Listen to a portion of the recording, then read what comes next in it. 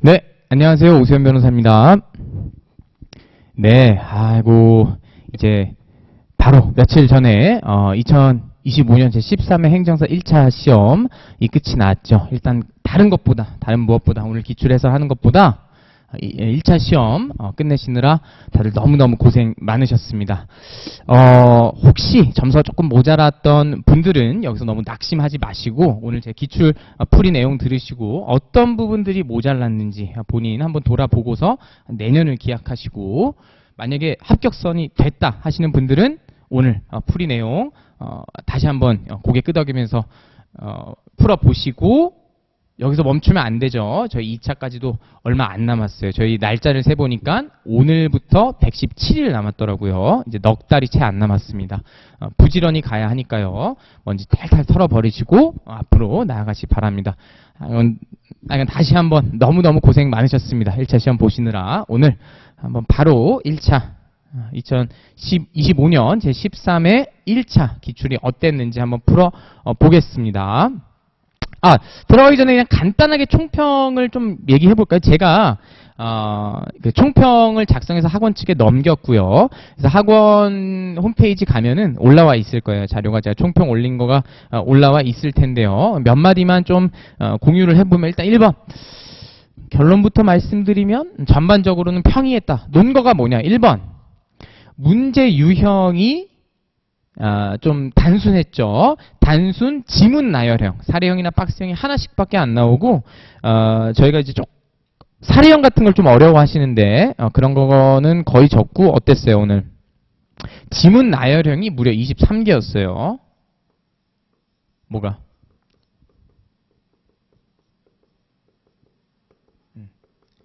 지문 나열형이 23개여서 일단은 문제의 어떤 패턴, 유형 패턴이 별로 어렵지가 않았고요. 그리고 두 번째, 어렵지 않았던 이유는 뭐냐?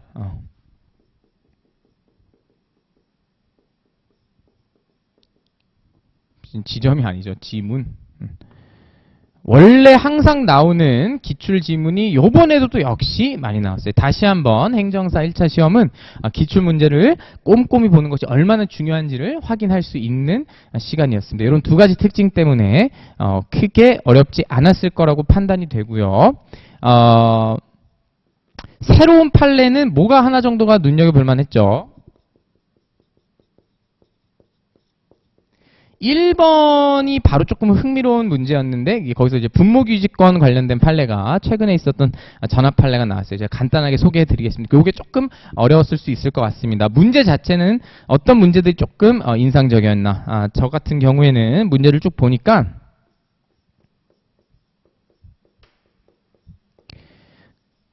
1번, 4번, 10번, 그리고 11번까지도 이제 뭐 같이 묶을 수 있을 것 같은데 18번 이렇게 한 4, 5개 정도가 조금 눈에 띄는 독특한 친구들이었어요. 1번은 독특했던 이유가 이 분모규직권 조금 생소했을 수 있을 것 같습니다. 이 내용이 있었기 때문에 좀 특별했고 4번은 제가 저 기본 강의 꾸준히 따라오신 분들 아시죠? 민법 제 17조 제가 기본 강의 때부터 엄청 강조했었던 내용이 4조에서 드디어 본격적으로 나왔어요. 제한 능력자가 속임수 썼을 때 그 취소권 제한되는 법리가 사례형으로 좀 어렵게 나왔고 그리고 10번, 11번은 뭐였냐?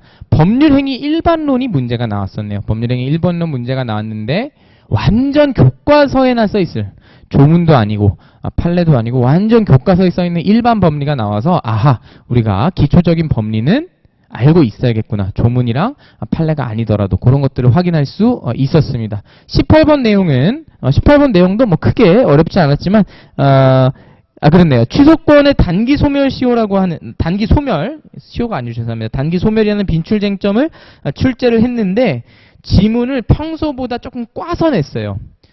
하고 싶은 말이 뭐예요? 쟁점 자체는 빈출 쟁점인데 그거를 이런 식으로도 꽈낼 수 있다는 걸 되게 잘 보여준 좋은 문제였습니다. 그래서 1, 4, 10, 11, 18번 요것들 나올 때 조금 더 자세히 설명드릴게요. 그래서 요걸 총평으로 이해하시면 되겠습니다. 전반적으로는 크게 어렵지는 않으셨을 것 같다라고 평가를 해보겠습니다. 문제 한번 같이 풀어보시죠.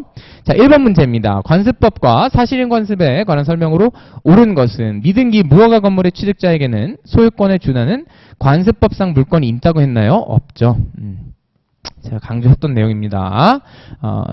자, 2번 사실인 관습은 법원으로서 벌써 틀렸네요.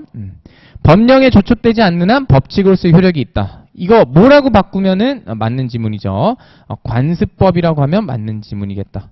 관습법이 법원으로서 법령에 저촉되지 않는 한 법칙으로서 효력이 있었죠. 사실인 관습은 관행의 보충기사, 의사표시를 보충하는 기능만 한다. 어쩔 때 그것이 강행 규정이 아닌 그 영역이 그 영역이 그것을 관여하는 영역이 강행 규정이 아닐 때 당사자의 의사를 보충하는 기능 정도 한다 그랬어요. 자, 요게 요번에 새로 나온 판례인데 시효로 관습법상 분묘기지권을 취득한 사람은 토지 소유자가 분묘기지에 관한 지료를 청구하면 그 청구한 날부터의 지료를 지급하여야 한다. 자, 일단 결론은 이게 맞는 내용이고 시험장에서는 이렇게 하면 돼. 오 변호사가 안 알려준 내용인데 그냥 그럼 세모 치시면 돼요. 저도 이거는 그냥 자세하게는 모르고 그냥 전압 판례로 가볍게만 알고 있었거든요. 이거 X인 건 확실히 아시고 세모 치고 넘어가는 거예요. 문제 풀 때. 일단 더 풀어봅시다. 4번 관습법은 그 존재를 당사자가 주장 증명하여야 하고 벌써 틀렸죠. 왜? 관습법은 뭐다? 법원으로서 직권조사사항이라 그랬어요. 법원이 직권을 확정할 수 없나요? 틀린 내용이네요.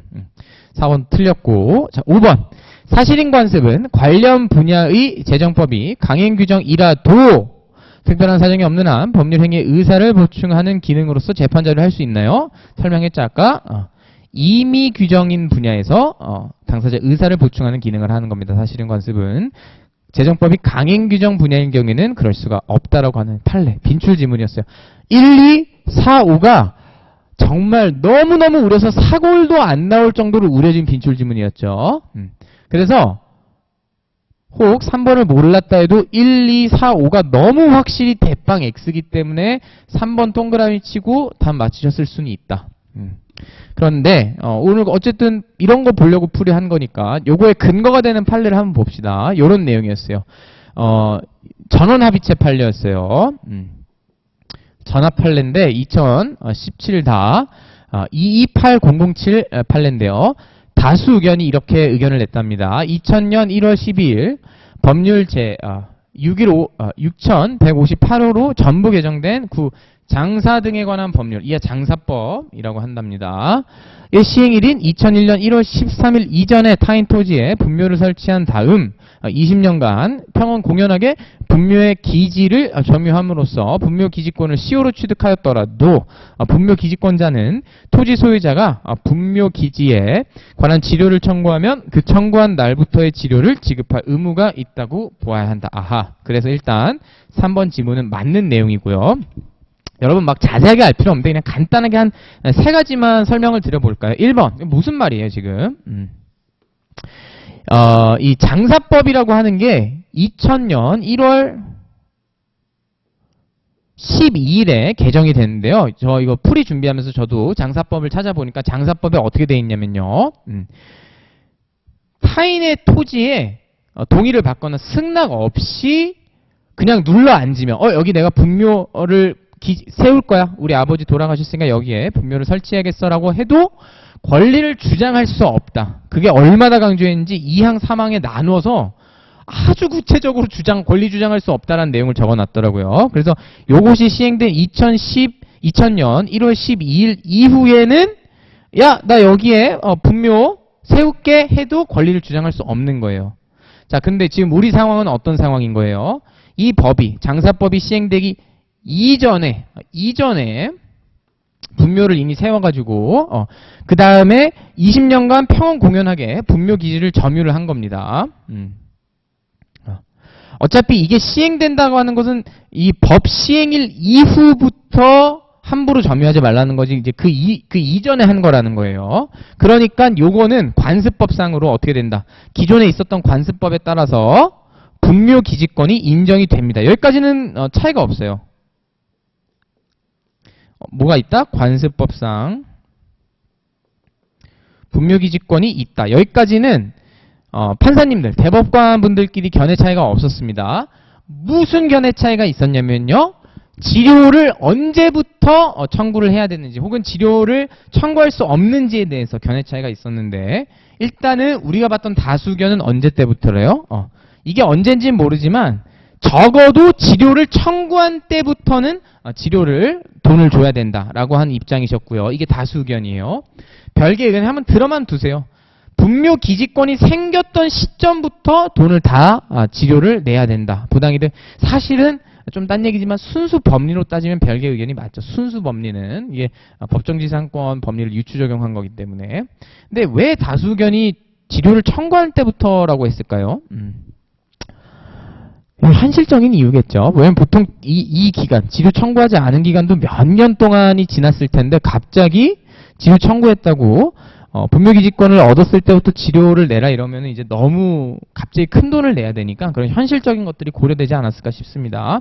참고로 반대 의견은 어떻다? 분묘기지권 행겨도 치료는 청구할 수 없다. 그 이전, 장사법 이전에 분묘기지권을 취득한 그런 사람들은 토지 소유자가 치료 내라고, 땅 사용한 값 내라고 해도 돈을 낼 필요 없다. 그런 반대 의견도 있었습니다. 어쨌든 우린 다수견이니까 뭐다? 관습법상 분묘기지권, 장사법이 만들어지기 이전에 관습법상 분묘기지권이는 인정이 되고 치료는 언제부터 청구한다? 치료는 청구한 다음부터. 치료를 청구하면 그 청구한 날부터는 치료를 지급을 하셔야겠다라고 하는 판례가 있었습니다. 그래서 관심 있으신 분들은 요 판례입니다. 2017-28007 판례고, 하지만 아까 제가 풀었듯이 1, 2, 4, 5번이 큰 X니까 혹시 3번 모르셨어도 맞추셨을 수는 있겠다. 그 정도 체크하고 넘어가겠습니다.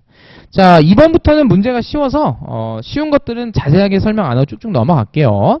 자, 신의성실 원칙에 관한 설명으로 옳은 것은, 자, 1번 신의성실 원칙은 당사자 주장 없더라도 직권 판단할 수 있죠. 직권조사 사항이라 그랬습니다. 자, 소멸시효를 이유로 한 채무자 항변권 행사에는 신의성실 원칙 왜 적용되지 않아요? 당연히 적용되죠. 유명한 판례 있었고, 심지어 이게 원래 더 유명한 판례는 그거죠. 국가가 채무자로서 소멸시효 주장을 했을 때 국가 차원에서 나쁜 짓 하는 사람들, 나쁜 짓 했어요. 막 폭력 행사하고. 그래서 이 피해자들이 국가에게 손해배상 청구했을 때, 야, 너무 오래됐어. 소멸시효 청구한 거에 대해서 두 가지. 단순히 국가라고. 그래서 국민들의 보호 의무가 있다는 이유만으로 소멸시효를 주장하는 것이 안 된다고 할 수는 없고, 똑같이 어떻게 소멸시효를 이유로 한 채무자 항변권 행사 원래 원칙대로 적용할 수 있다라고 하는 두 가지 기억하시죠? 이건 더 쉬운 버전이죠. 자, 3번. 무권대리인이 본인을 단독 상속한 경우. 아이고 지겹다. 아주 여러 번 봤죠. 본인의 지위에서 추인을 거절하더라도 신의성실 원칙에 왜 반하지 않나요? 이거 어떤 상황이었죠? 나쁜 아들 상황이었죠. 아들이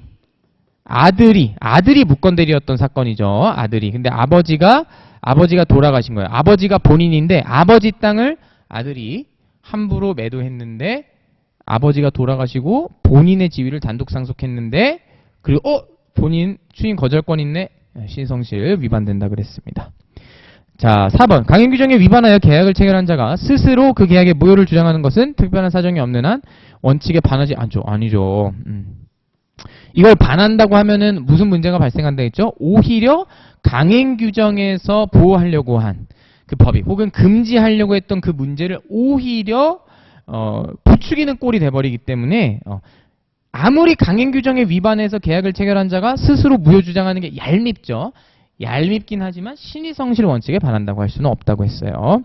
자, 5번. 조건의 성취로 이익을 받을 당사자가 신의성실에 반하여 조건을 성취시키더라도 상대방이 그 조건이 성취하지 아니한 것으로 주장할 수는 없다. 왜 없어요? 이거는 그냥 조문 내용이죠. 조건을 반하여 성취시키면 상대방은 성취되지 아니한 것으로 주장할 수 있고요. 반대로 조건 성취로 불이익받을 당사자가 방해를 한 거예요. 성취를 방해. 그러면은 방해를 받은 그 사람은 조건이 성취된 것으로 주장할 수 있다라고 하는 조문까지 비교해서 기억을 해두셨어야 됐겠죠? 넘어가겠습니다. 3번. 자, 법원에 의하여 부재자 갑의 재산관리인으로 선임된 을. 아하, 어떤 상황이죠? 이제 갑은 부재자시고 을이 재산관리인인데 어떤 재산관리인이래요? 법원이 선임했대요. 법원이. 옳지 않은 것을 골라봅시다. 자, 1번 을은 관리한 갑의 재산목록 작성해야 되죠. 어떤 것들을 해야 된다 그랬죠? 재산목록 작성해야 되고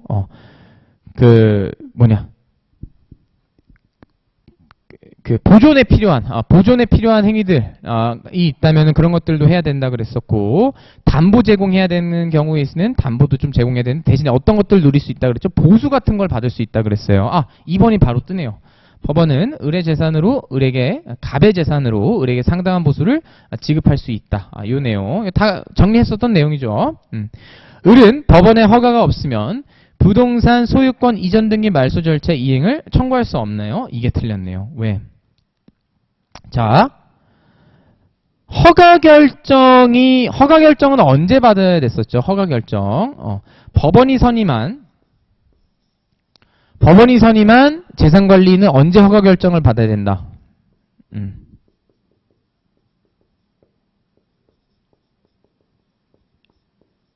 자, 보존이나 그 본질을 바꾸지 않는 개량이나 이용은 허가를 안 받아도 돼요. 어떤 것들은. 근데 이런 걸 뛰어넘는 것, 즉 처분을 할 때에는 허가 결정을 받아야 됩니다. 처분할 때 허가 결정. 그런데 그럼 요게 궁금한 거죠. 부동산 소유권 이전 등기 말소 절차의 이행은 처분에 해당할까요? 위에 해당할까요? 요거를 알아야 되는 거였네요. 요게 보존 행위에 해당합니다. 참 행정사 시험은 보면요. 물권법이 시험 범위가 아닌데 물권법 베이스를 은근히 물어봅니다. 자꾸 끼업하시는 경우가 있는데 저한테 꾸준히 따라오신 분들 기억나시죠?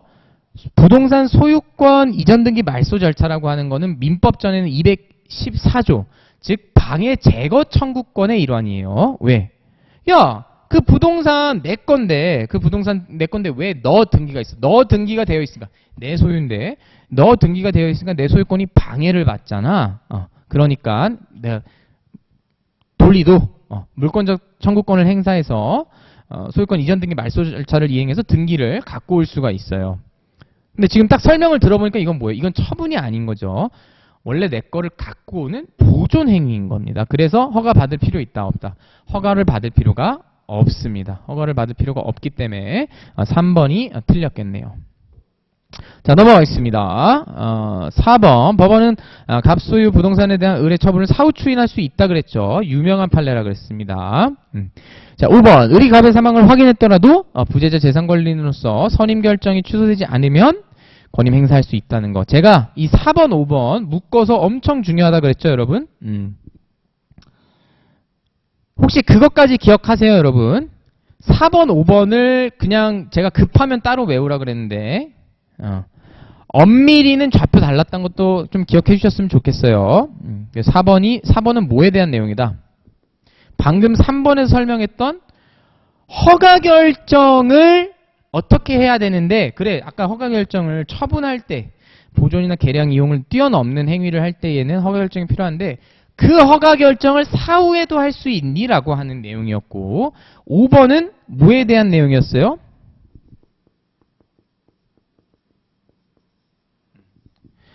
허가 결정이랑 선임 결정이 좌표가 다르다 그랬죠. 선임 결정을 원래는 취소해야 되는데 이 갑의 사망을 확인했거나 갑이 이제 다시 본인이 직접 재산 관리를 할 수 있는 등 한 4가지 사유가 있었죠. 그런 사유가 있으면 선임 결정을 취소해야 되는데 그 선임 결정이 취소되기 전까지는 권한 행사할 수 있었다는 거. 4번, 5번이 그냥 뭉뚱그려서 둘 다 중요한 판례 해도 되지만 엄밀히는 좌표가 다른 내용이었다는 것까지 기억해 주시면 좋겠습니다. 자, 4번이 이제 조금 재밌는 판례였는데요. 자, 제한능력자 갑이 법정대리인 을의 동의가 없었음에도 있었던 것처럼 속이고 병과 X 토지에 대해 매매 계약을 체결하였다네요. 그림을 여기 그려볼까요? 동그라미 2개. 갑이 이렇게 서 있고 누구랑? 병이랑 거래를 한다는 거죠. 여기에 매매 계약을 맺었대요. 매매. 근데 어떻게 됐대요? 법정대리인이 화났어요, 지금. 왜? 동의를 안 받았거든. 동의를 받지 않은 채로 매매를 했다고 합니다. 있는 것처럼 속이고. 자, 그런데 여러분 여기서부터 주의를 해야 됐죠, 여러분. 제한 능력자 갑이라고 하면 뭐가 떠올라야 돼요? 제한 능력자 갑. 제한 능력자 총 몇 명 있다 그랬죠? 우리 민법에 3명. 미성년자, 비성년 후견인, 피한정 후견인. 피특정 후견인은 아니에요? 피특정 후견인은 제한 능력자 아니었습니다. 완전한 능력자입니다. 근데 이러한 제한 능력자가, 즉 이 문제를 풀 때 핵심은 뭐였냐면은 미성년자라고 말한 적 없어요. 피성년이라고 말한 적 없어요. 포괄해서 일단 접근을 해야 됐습니다. 자, 한번 이제 기억부터 풀어봅시다. 속임수를 쓴 갑이 만약 미성년자라면, 특정을 해줬네요. 을은 매매계약을 취소할 수 없다. 벌써 좋은 지문이었죠. 자, 1번 하나씩 해봅시다. 몇 조죠? 이 조문 내용은? 조문 내용은 제 17조 1항인데 제가 한번 읽어보겠습니다. 자, 17조에 뭐라 써있냐? 제가 읽어볼게요. 제한 능력자가 속임수로서 자기를 능력자로 믿게 한 경우에는 그 행위를 취소할 수 없고요. 제 2항은 뭐다? 미성년자나 피한정 후견인이 속임수로서 법정 대리인의 동의가 있는 것으로 믿게 한 경우에도 1항과 같습니다. 근데 지금 미성년자가 지금 그 뭐에 따라 방금 읽었던 제17조 2항에 따라 미성년자가 마치 법정 대리인 을의 동의가 있었던 것처럼 속임수를 썼으면은 취소할 수 있겠다 없겠다. 취소를 할 수 없는데 그러면 갑만 취소 못하는 거 아니에요? 아니요. 을도 취소를 못합니다. 여기서 하나 더 넘어가야 되죠. 뭐까지 짬뽕을 하신 거죠? 취소권자에 해당하는 140조 내용까지 아셔야겠다. 140조는 내용이 뭐였다? 취소할 수 있는 사람 두 문자 뭐였죠? 재착사. 근데 재착사로 멈추시면 안 되고 조문 읽어보면 취소할 수 있는 법률 행위는 제한 능력자, 착오로 인하거나 사기 강박에 의하여 의사표시를 한 자, 그의 대리인 또는 승계인만 취소를 할 수 있어요. 아하! 민법 제17조 2항에 따라서 미성년자가 동의 있는 것처럼 속임수를 썼으면은 취소권이 배제되는데 그 배제권이 된 사람은 누구도? 미성년자도 포함이지만 을도, 법정 대리인 을의 취소권도 같이 박탈이 된다. 취소할 수 없습니다. 맞는 지문이고요. 좋은 지문이었어요. 법조문을 2개를 짬뽕해야 됐기 때문에. 자, 니은 디귿은 판례 내용인데 이것도 제가 설명했었죠. 기본 강의 때. 갑의 취소권이 배제되기 위해서는 갑이 속임수를 쓴 사실을 상대방이 증명을 해야 됐고요. 갑이 자신을 단순히 능력자라고 말하는 것은 취소권을 배제할 수 있는 속임수에 해당하지 않는다는 거. 이게 같은 판례예요. 같은 판례. 제가 강의할 때 설명을 했는데 번호만 소개를 해드리면 71-2045네요.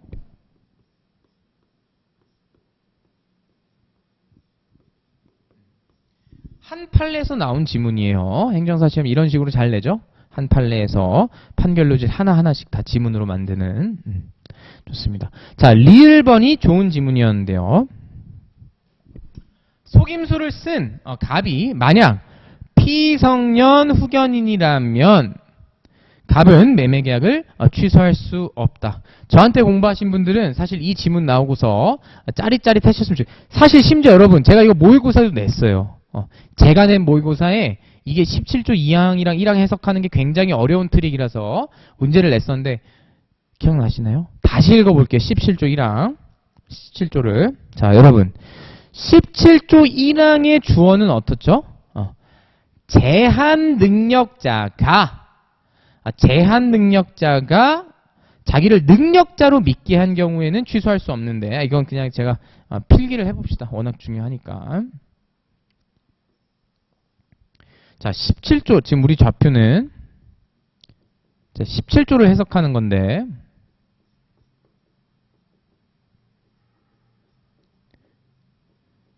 제1항과 제2항으로 나눴을 때 어떻게 써있다. 여기는 주어가 뭐라고요? 제한 능력자라고 써있어요. 제한 능력자가 어떻게 하면은 자신을 능력자로 믿게 하는 거예요. 속임수로. 근데 2항은 주어가 어떻게 달라 그랬죠? 달라진다 그랬죠? 제한 능력자가 아니랬어요. 누구랑 누구만 포함이에요?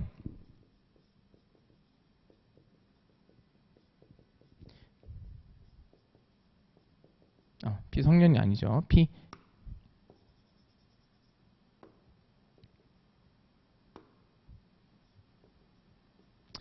미성년자나 피한정 후견인이 어떻게 할 때 동의를 받은 것처럼 믿게 했을 때 한 거예요.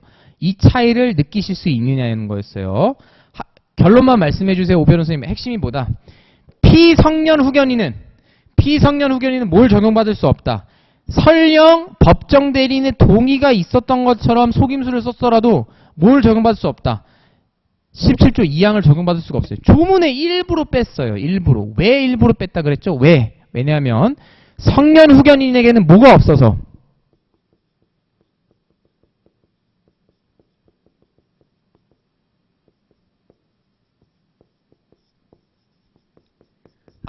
성년 후견인에게는 동의권이 없기 때문이에요. 미성년자나 피한정 후견인에서는 17조 2항이 따로 뺀 이유는 미성년자의 법정 대리인 혹은 피한정 후견인의 법정 대리인, 뭐 한정 후견인이겠죠. 에게는 동의권이 있어요. 동의권이 있는데 성년 후견인에게는 동의권이 없다. 왜? 피성년 후견인은 중증 치매 환자 떠올리자 그랬죠. 동의권이라는 게 있다는 게 말이 안 되는 것이다. 그래서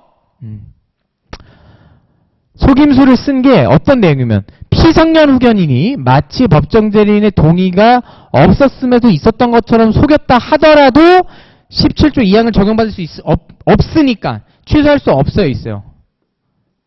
있어요. 굉장히 좋은 문제였습니다. 17조 조항이 조금 더 어렵게 나올 수 있다고 항상 제가 벼르고 있었는데 굉장히 좋은 문제가 나왔어요. 그래서 기억, 니은, 디귿. 제가 3번, 요거 17번 문제 나온다고 모의고사도 냈죠. 딱 기분 좋게 제가 찍었던 쟁점이 잘 나와줬습니다. 문제 한번 넘어가 보시죠.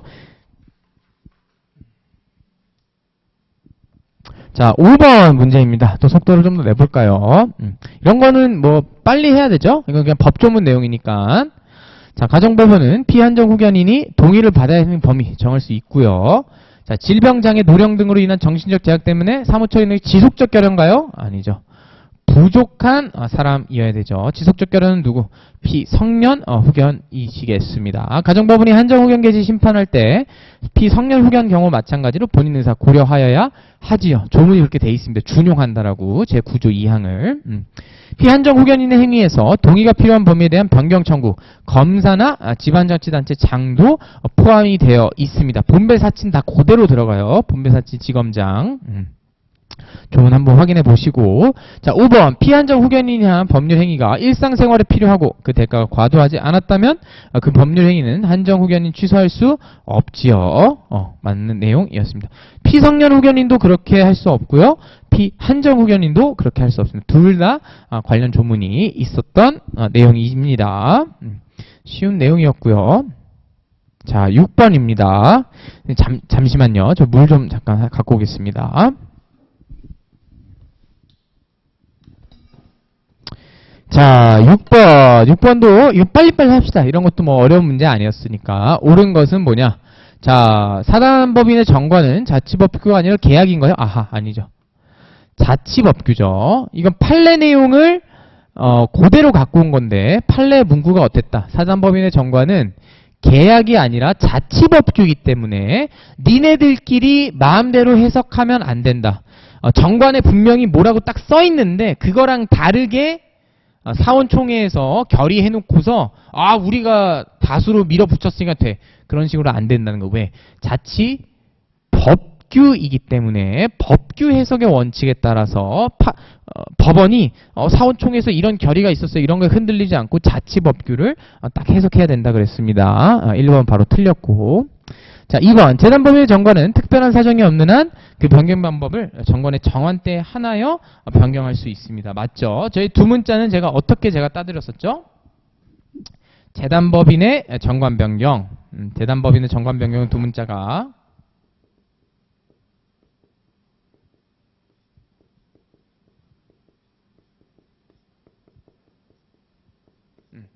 적당히 정하기 불가 뭐 이런 내용이었어요. 그래서 제일 중요한 건 뭐였다? 특별한 사정이 없으면은 재단법인의 정관에 정한 경우에 한해서 변경을 할 수 있어요. 요 내용들은 이미 그 내용 자체가 특수한 경우에, 요거 내용이 대충 뭐였어요? 조문 내용이. 재산 보존에 적당한 경우에는 정관을 변경할 수 있는데 그때 변경할 수 있는 내용이 굉장히 적었어요. 막 아무거나 못 바꾸고 뭐 명칭 같은 거 이런 굉장히 사소한 것들만 바꿀 수 있었습니다. 이 불가라고 하는 두 문자는 전부 다 정관 내용을 전부 다 변경할 수는 있기는 한데 이거는 굉장히 복잡하죠. 이제는 더 이상 목적 달성이 그냥 불가능해. 근데 그것조차도 마음대로 못하고 주무관청 허가도 받고 그래서야 간신히 바꿀 수 있어요. 그러니까 이 두 가지 경우는 이미 특별한 사정인 거예요. 특별한 사정이 없을 때는 정한 경우에 한해서 변경할 수 있기 때문에 맞는 지문이 되겠습니다. 자, 3번. 이사의 대표권에 대한 제한은 이를 정관에 기재하지 않더라도 등기하면 효력이 있나요? 아니죠. 이거 저한테 배우신 분들은 안 틀렸죠? 정관도 있어야 되고 등기도 있어야 된다 그랬습니다. 어떻게 돼야 된다? 조문 보면. 이사의 대표권 제한은 정관에 적어야 효력이 생기시고 등기를 해야 뭐다? 등기를 해야 제3자에게 대항을 할 수 있다 그랬어요. 그래서 우리가 이 판례에서 중요하게 다루는 무제한설은 어떤 상황이었다? 정관에는 적었는데 등기를 하지 않았을 때 제3자의 어느 범위까지 대항을 할 수 있겠느냐가 중요한 쟁점이었죠. 별개로. 쉬운 문제로 나왔습니다. 자, 4번. 사단법인의 정관 변경은 법원의 허가를 얻지 않으면 효력이 없나요? 이거 낚이신 분 혹시 계실까요? 뭐가 틀렸죠? 허가를 받아야 됐던 것 같은데 맞아요. 법원이 아니고 어디? 주무관청의 허가를 얻지 않으면 효력이 없습니다. 그래서 틀린 지문이 되겠네요. 5번. 재단법인의 존립식이나 해산 사유는 정관의 필요적 기재사항이 아니지요. 빠르게 복습하면 뭐였죠? 사단법인은 두 문자가 뭐다? 목적명사, 존회사, 개이득. 벌써 존회사 딱 나오네요. 어떤 경우가? 사단법인의 경우가 존회사, 존립식이나 해산 사유가 필요적 기재사항이고 재단법인의 경우에는 두 문자가 뭐였죠? 목적명사 자이, 목적명사 자이까지만이기 때문에 존회사는 없습니다.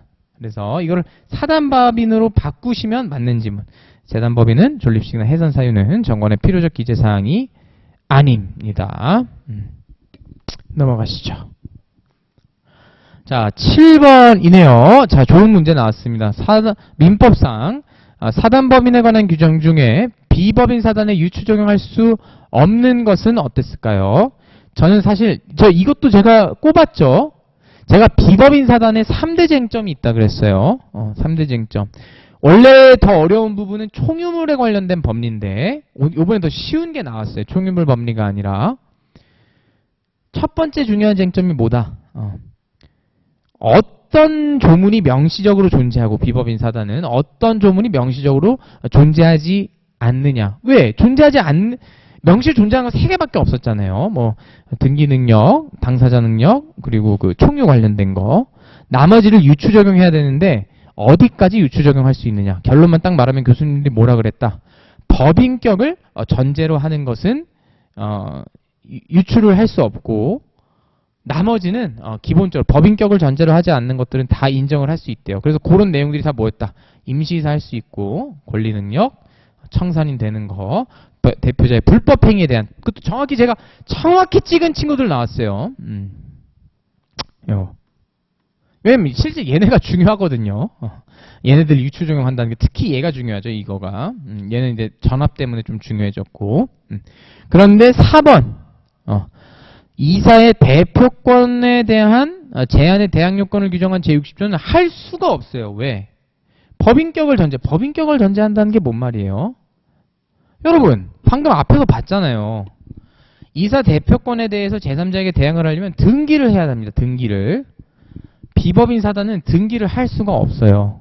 등기를 할 수 없기 때문에 4번 내용, 제60조는 유추 적용을 할 수가 없습니다. 넘어가서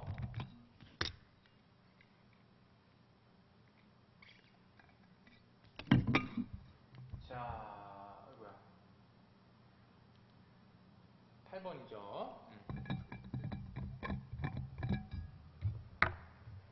자, 8번 한번 문제 봐봅시다. 자, 소멸에 관한 설명이 또 나왔네요. 옳지 않은 것을 골라야 한답니다. 한번 볼까요? 자, 1번. 쉬운 지문이네요. 사단법인은 사원이 없게 되거나 총회 결의로도 해산을 하게 되는데, 이때 총회 결의는 정관에 따로 정한 바가 없으면 뭐라 그랬죠? 4분의 3 이상 동의가 있으면 해산을 할 수 있다 그랬고, 사원이 한 명이라도 있으면 존속을 할 수 있어요. 세울 때는 2명 이상이 필요한데 존속은 한 명만 있어도 되거든요. 한 명도 없으면 해산 사유가 됩니다. 자, 2번. 청산 종결 등기가 맞춰진 경우에도 청산사무가 종료되지 않았다면 청산법인으로 존속을 한다. 너무너무 유명한 판례. 정말 더 우려도 사골도 안 나올 것 같아요. 이 판례는 진짜 매년 나와서. 3번. 청산인은 채권자에 대하여 채권 신고를 최고해야 되고 알고 있는 채권자는 청산에서 제외할 수 있나요? 여러분, 제가 이거 청산 절차 딱 제가 정확히 찝은 대로 나왔어요. 이 부분 어떻게 공부하라 그랬어요? 그냥 조문 내용 그대로 나올 거라 그랬어요. 조문 내용 그대로. 조문 내용이죠. 청산인은 채권자에 대하여 채권 신고 최고해야 되고 알고 있는 채권자는 최고를 안 했더라도 배제를 할 수 없습니다. 그런 조문이 있어요. 조문이. 그래서 준비를 충분히 하실 수 있었겠다. 자, 4번. 법인이 파산 아닌 사유로 해산한 경우에는 정관 또는 총회 결의로 달리 정한 바가 없으면 누가? 이사가 청산인이 된다고 했죠. 맞는 지문이고. 5번. 민법상의 청산 절차에 관한 규정은 강행 규정이므로 이에 반하는 자녀재산의 처분 행위는 특별한 사정이 없는 한 무효이다. 요거도 요 녀석이 법인 소멸에 관련된 판례 양대 산맥 중 하나였죠. 요놈 하나, 요놈 하나. 딱 2개만 외우면 된다고 했는데 딱 사이좋게 하나씩 나와줬네요. 아주 기분이 좋습니다. 어렵지 않은 문제였죠. 자, 아이고, 순서가 좀 왔다 갔다가 됐네요.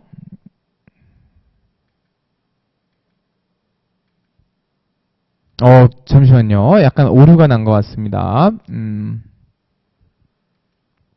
제가 지금 8번까지 했고 9번이 나와줘야 되는데 9번이 안 나오네요. 죄송합니다. 지금 화면상으로는 잠깐 딴 거를 제가 여기다 간단히 이렇게 표시해 놓겠습니다. 약간 오류가 난 것 같네요.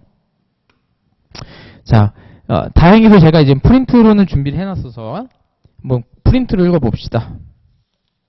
자, 9번 문제인데 어렵지는 않은 문제였네요. 주물과 종물에 관련된 문제였습니다.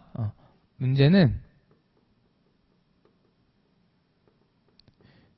원래 저희 행정사 시험이 전통적으로 항상 물건이 하나가 나오는데 주물과 종물이 별로 어렵지 않게 나왔어요. 한번 보기 읽어보겠습니다. 1번. 주물과 종물은 동일한 소유자에 속한 것으로 법률상 하나의 물건으로 취급되나요? 아니올시다. 주물과 종물은 두 문자 제가 어떻게 따드렸죠? 독사가가 잔뜩 들어있는 독상자인데 어때야 된다? 독립한 거여야 돼요. 독립한 거. 주물과 종물은 그것을 법률 효과로서 주물의 처분에 종물이 따른다고 하는 것이 근데 그것조차도 심지어 임의 규정이죠. 어찌됐든 법률상 독립한 물건이어야 돼요. 그것이 부합하면 더 이상 주물 종물 관계가 아니었습니다. 주물의 상용에 공하는 것이다. 즉 뭐다? 그 경제적 효용에 계속적으로 또 직접적으로 이바지를 해야 돼요. 근데 이게 자연스럽게 2번 복인데 주물 소유자의 상용에 공여되고 있는 물건이라도 주물 자체의 효용과 직접 관계가 없다면 종물이 될 수 없다고 했어요. 이게 상인 거예요. 상. 3번은 뭐다? 자기 물건에 속해야 됩니다. 주물과 종물이 둘 다 자기 소유에 속해야 돼. 그래서 독상자. 이런 내용이었고. 자, 3번 또 틀린 내용이네요. 자,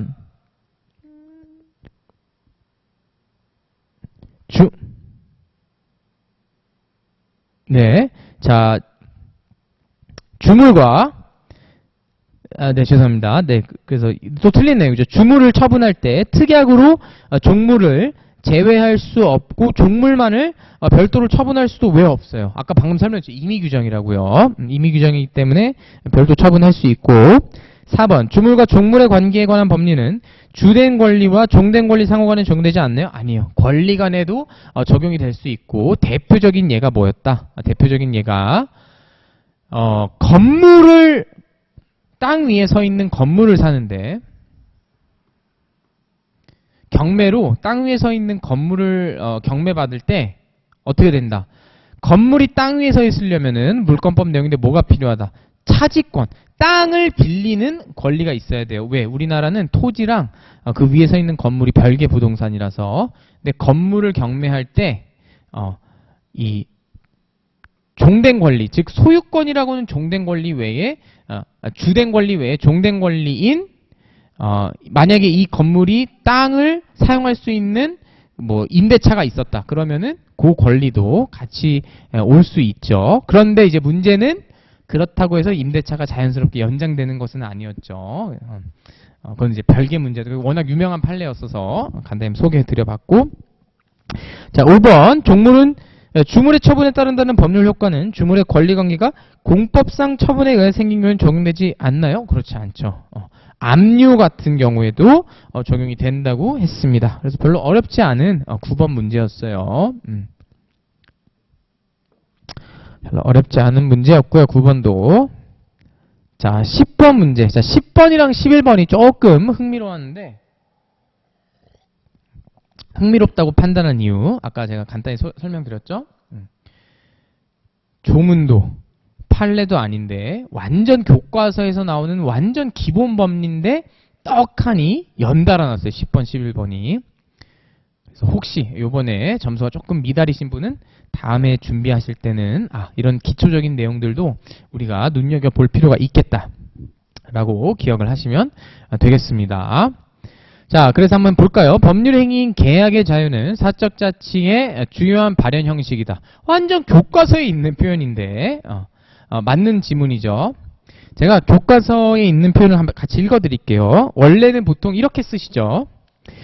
법률행위가 효력을 가지는 근본적인 이유는 당사자가 그것을 원하였기 때문이죠. 사적자치 원칙이 지배하는 사법 법률 관계에서 사법 법률 관계, 즉 특히 계약이 그토록 중요한 위치를 차지하는 이유가 바로 여기에 있는 것이죠. 법률행위 정의가 뭐였죠? 법률행위는 정의가 뭐다? 내심의 효과 의사를 밖으로 표시해서 내심의 효과를 밖으로 표시해서 거기서 꽃이 핀 거예요. 법률 효과라고 하는 꽃이 뿅 하고 핀 것을 법률행위라고 그랬어요. 계약은 법률행위의 일종이죠. 법률행위는 뭐랑 뭐가 있다? 이거 어차피 있는 지문이라 법률행위는 뭐랑 뭐가 있다?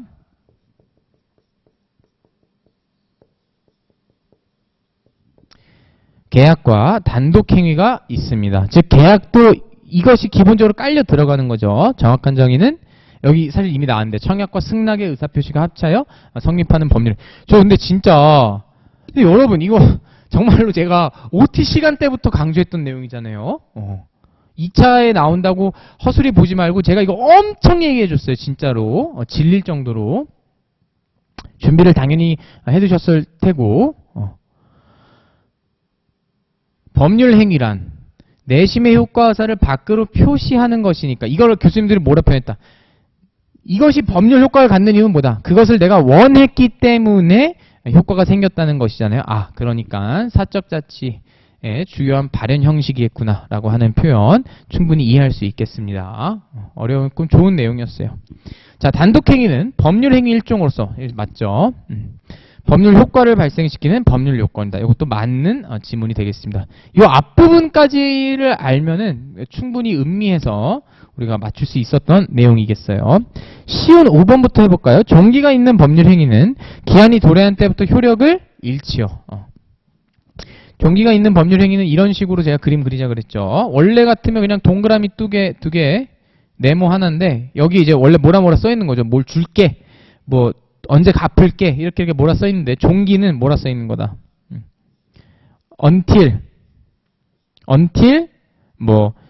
뭐랄까 2025년 6월 5일까지. 이 종기가 있어버리면, 그래서 요것이 생겨버리면 어떻게 되는 거예요? 얘를 폭파시켜버리는 거였잖아요. 요거를 폭파시켜버리는. 그래서 종기가 있는 법률 행위는 기한이 도래하면은 그 법률 행위를 폭파시켜버리는, 효력을 잃는 그런 그림이기 때문에 맞는 지문이겠습니다. 4번은 어디가 틀렸을까요? 법률 행위인 유언과 상속은 법률 효과의 발생에 의사표시가 필수적이라는 점에서 공통점이 있다. 아하, 뭐가 아니게요? 상속이 아니죠. 이게 조금 어렵게 나왔는데, 하지만 또 상속을 조금이라도 알고 있으면 충분히 맞출 수 있어요. 유언은 의사표시가 들어가 있죠. 내가 생각한 거를 말하는 것이 유언이니까 유언인데, 상속은 법적 성질을 뭐라고 보냐면요, 이거는 사건이에요. 용태가 아니라. 왜? 조문에 그렇게 써 있어요. 조문에 뭐라 써 있냐면 사람이 사망한 때에 상속을 개시한다라고 돼 있어요. 상속은 우리가 생각을 해가지고 뭘 주네 안 주네 이게 아닌 거예요. 그건 이제 유언인 거예요. 유언. 어디까지 주네 마네 이런 거는. 상속은 그냥 사람이 죽으면 자연스럽게 개시가 되는 겁니다. 그래서 사건이기 때문에 의사표시가 필수적인 게 아닌 것이죠. 공통적이지 않습니다. 그래서 4번이 틀린 지문이 되겠죠. 좋습니다. 자, 11번. 요번에도 굉장히 법률행위 일반론의 내용이 나왔네요. 자, 단독행위가 아닌 것은 근데 이것도 제가 강조를 많이 했어요. 제가 단독행위 중에서 형성권이랑 단독행위에 겹치는 예는 꼭 외우자고 했습니다. 한 3가지 정도. 어떤 거? 취소권 행사하는 거, 해제권 행사하는 거, 그리고 상계. 이 정도들은 꼭 외우자고 했어요. 소유권 포기, 유언. 이런 것들은 다 상대방이 있는, 소유권은 포기는 아니죠. 이렇게 3개는 뭐다? 이렇게 3개는 상대방이 있는 단독행위고요. 소유권의 포기는 뭐다? 상대방이 없는, 그냥 본인이 의사표시만 하면 되는 그런 단독행위죠. 근데 여러분, 사인 증여는 법적 성질이 뭐예요? 증여예요. 이미 힌트를 다 줬잖아요, 여기에. 증여는 뭡니까? 증여? 계약이에요. 증여 계약. 아까 앞에서 봤죠? 법률행위에는 계약과 단독행위가 있는 겁니다. 법률행위는 계약과 단독행위가 있는 건데, 그럼 단독행위가 아닌 것을이라고 고르면은 계약인 걸 찾으면은 우리가 답을 맞출 수 있겠죠. 근데 사인 증여는 증여 계약의 일종이기 때문에 이거 2차 때 공부하죠. 특수한 형태의 증여. 그래서 부정사, 부담부 증여, 사인 증여, 정기 증여 이렇게 3가지를 꼭 외우셔야 되는데 증여 계약의 일종이기 때문에 단독행위는 아닌 게 되겠습니다. 그래서 3번이 정답이 되겠죠. 자, 넘어가 봅시다. 자, 12번입니다. 이것도 뭐 특별히 어려운 거 없었죠. 자, 매도인의 배임행위에 적극 가담한 이중매매 계약. 뭐죠? 103조 위반 맞죠? 103조 위반 맞습니다. 자, 도박자금을 제공할 목적으로 한 금전소비대차 계약도 돈 빌려준 거. 이것도 103조 위반 해당한다 그랬고, 형사사건의 변호에서 무죄 판결을 받기 위해 성공보수 약정하는 거, 이것도 103조 위반이라 그랬어요. 뭐랑 비교해야 된다? 민사사건은 성공보수 약정을 하더라도 따로 무효가 103조 위반이 아니라고 했던 내용까지 잘 기억을 해 주셔야겠고요. 자, 소송에서 사실대로 증언해주는 대가로 통상적이지 않은 거액을 받기로 했다. 이거 좀 되게 상식적으로 해도 벌써 103조 위반이죠. 사실대로 증언인데 나 증언 거부권 있는데 노노노. 통상적이지 않은 거액이면은 그것이 사실대로 증언이더라도 증언 거부권이 있더라도 103조 위반이라 그랬어요. 이거랑 비교해야 될 거는 뭐였습니까? 허위 진술. 허위 진술 참고인 조사 받을 때 허위 진술 해달라고 부탁하는 것은 그건 오히려 통상적인 대가를 줬다 해도 그건 그 자체가 허위 진술 해달라고 종용하면 안 되지. 그거랑 비교하라 그랬죠. 사실 증언이더라도 통상적이지 않은 거액을 줬으면 103조 위반이 됩니다. 아이고, 이거 X라고 하면 안 되죠. 그러니까 통상자 아는 거액을 받기로 했으니까 103조 위반이 맞죠. 죄송합니다. 헷갈리게 표시를 했네요. 103조 위반이 맞습니다. 자, 5번. 해외 파견, 교육 연수를 받은 근로자가 일정 기간 소속 회사에 근무하기로 한 약정은 판례가 뭐라 그랬죠? 야, 그것까지 103조 위반이라. 아니, 내가 너 해외 파견 교육 연수를 받게 해준 이유는 너 그렇게 해서 실력을 길러서 돌아왔을 때 몇 개월, 몇 년 이상 우리 회사에서 일하도록 하려고. 우리 회사가 이득을 보려고 해외 파견을 보낸 건데 그거를 103조 위반이라고 하면 안 되겠죠. 오히려 그러면 다 길을 막아버리는 거죠. 해외 파견 나가는 거. 그래서 위반이 아닙니다. 103조 위반이.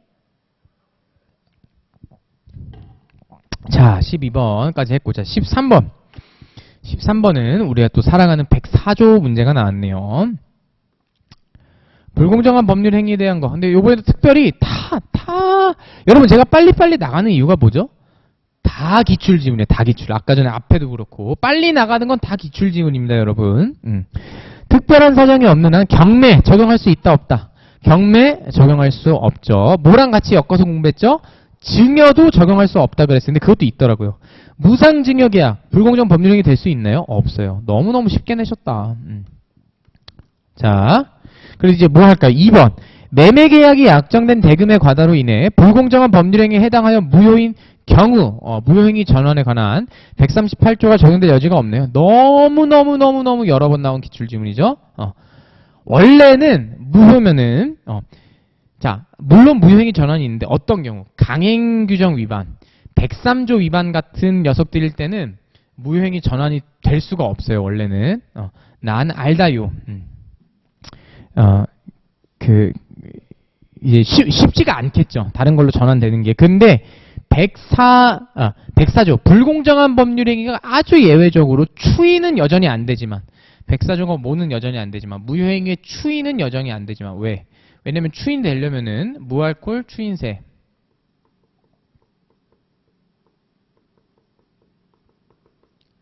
무효인 것을 알고 그 사유가 종료하고서 추인을 해야 새로운 법률행위가 되는데 불공정한 법률행위라고 하는 사실이 종료될 수가 없기 때문에 추인은 안 돼요. 불공정한 법률행위는 원칙적으로 무효행위 추인에서 유효가 될 수 없어요. 그런데 얘랑 뭘 비교해야 된다? 그런데 뭐는 가능하다? 전환은 가능하다는 것이 굉장히 중요한 판례라고 했어요. 그래서 너무 여러 번 기출된 거니까 이 정도 설명하면 될 것 같습니다. 자, 5번. 불공정한 법률 행위로서 무효인 경우에 선의의 제3자에 대해서는 무효를 주장할 수 없어요. 주장할 수 있고 이런 걸 어려운 표현으로 뭐라 그랬죠?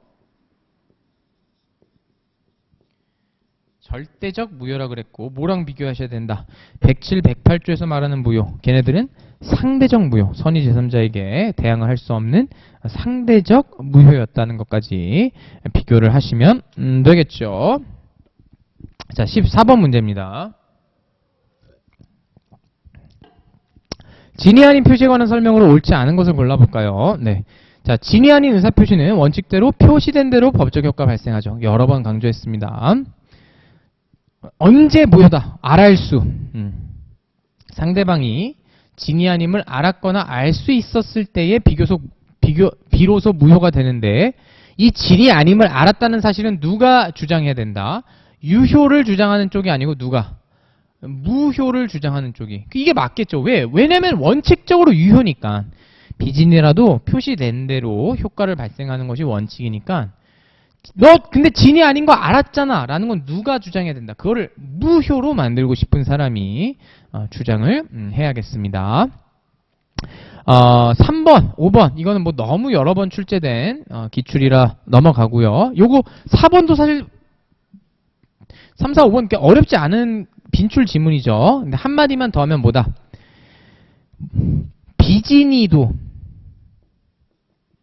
비진이와 착오를 비교할 때 둘 다 어떤데?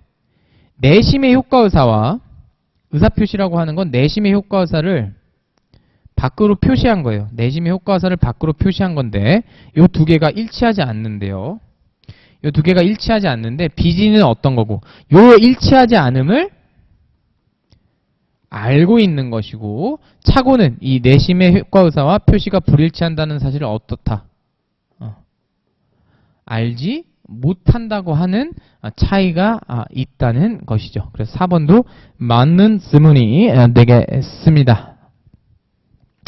쭉쭉 넘어가 봅시다. 자, 15번 사기에 의한 의사표시가 나왔네요. 자, 1번 지문이 좀 재밌는 지문이 나왔는데, 일단 맞는 지문이죠. 의사표시에 상대방 없는 경우라면 기망행위를 누가 했는지 상관없이 취소할 수 있다. 이거 뭘 물어보는 내용이에요, 여러분?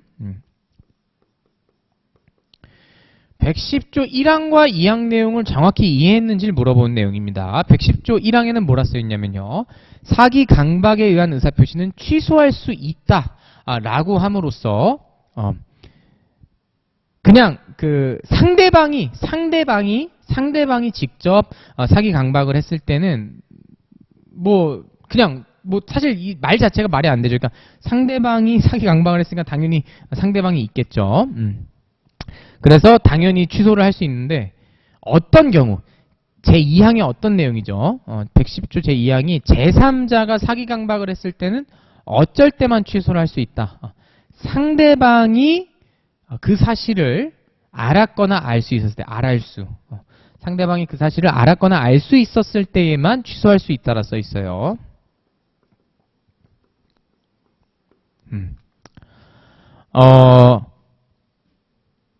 그러면은 이게 교과서에서 그래서 어떻게 나와 있죠? 제3자가 사기를 했는데 제3자의 사기로 인해서 우리 친구가 뭘 했대요? 상대방 없는 의사표시를 했을 때는 누가 했는지 상관없이 언제든 취소할 수가 있는 거예요. 제3자가 사기를 했는데 상대방이 있는 의사표시를 했을 때가 110조 2항 알알수 적용돼서 상대방이 알았거나 알 수 있었을 때만 취소할 수 있는데, 제3자가 사기를 했는데 상대방이 없는 의사표시를 했을 때는 언제든지 취소할 수 있어요. 그러니까 합체를 해보면 어떻다. 상대방이 사기를 해가지고 상대방 없는 의사표시를 했을 땐 당연히 취소할 수 있고, 제3자가 사기를 했어도 상대방 없는 의사표시를 했을 때는 어쨌든 알알수 같은 거 따지지 않고 취소할 수 있으니까 1번이 맞는 지문이 되겠습니다. 그러니까 나름 좋은 지문이었어요. 자, 2번 상대방의 대리인에 대한 사기는 110조 2항에서 말하는 제3자 사기에 해당하지 않는다는 거 빈출 지문이었고, 3번도 별로 너무 여러 번 나왔죠. 고지 의무 있는 사람이면은 부작위에 의한 기망행위 성립할 수 있었다는 거 기억하실 테고, 5번도 가볍게 하고 넘어갈까요? 표의자에게 특정한 의사표시를 하도록 하는 것을 넘어 재산상 손실을 주려는 고의가 있어야 된다 그랬나요? 이거 아니죠. 제가 동그라미 해버렸네요. 죄송합니다. 이것도 한 번 기출됐던 지문입니다. 이 중에 고의가 있기는 해야 돼요.